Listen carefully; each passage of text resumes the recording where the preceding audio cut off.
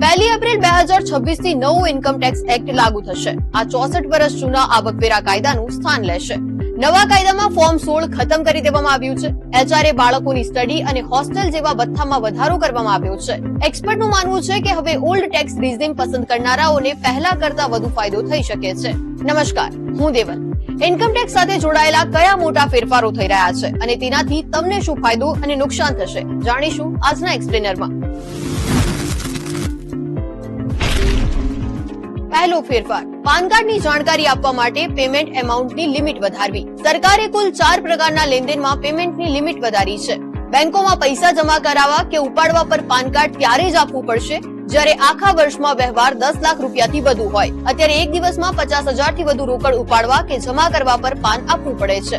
ગાડી ખરીદવા સમયે પણ પાન કાર્ડ આપવું પડશે જો તેની કિંમત 5 લાખ રૂપિયાથી વધુ હોય તો. હોટેલ, રેસ્ટોરન્ટ, બેન્ક્વેટ હોલ કે ઇવેન્ટ કંપનીઓને 1 લાખથી વધુ પેમેન્ટ કરવા પર પાન કાર્ડ આપવું પડશે. હાલમાં 50,000 થી વધુના પેમેન્ટ પર પાન જરૂરી છે.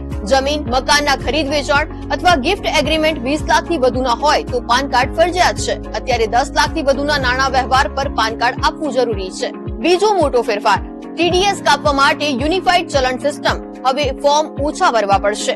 હવે ભાડું, પ્રોપર્ટી ટ્રાન્સફર, કોન્ટ્રાક્ટરનું પેમેન્ટ અને ક્રિપ્ટોકરન્સી સાથે જોડાયેલી એસેટ્સ પર ટીડીએસ કાપવા માટે અલગ ફોર્મ ભરવું નહીં પડે. તેની જગ્યાએ સિંગલ યુનિફાઈડ મેમો આવશે. દર મહિને 50,000 રૂપિયાથી વધુના ભાડા, 50 લાખ રૂપિયાથી વધુ કિંમતની પ્રોપર્ટી ટ્રાન્સફર, કોન્ટ્રાક્ટ કે ક્રિપ્ટોકરન્સીના ટ્રાન્સફર પર ટીડીએસ અનિવાર્યપણે કપાશે. વ્યાજની કમાણી પર ટીડીએસ ન કપાય તે માટે સિનિયર સિટીઝન્સ અને સામાન્ય લોકોએ ફોર્મ 121 ભરવું પડશે. હવે કુલ ફોર્મ્સની સંખ્યા પણ 399 થી ઘટાડી 190 કરી દેવામાં આવી છે.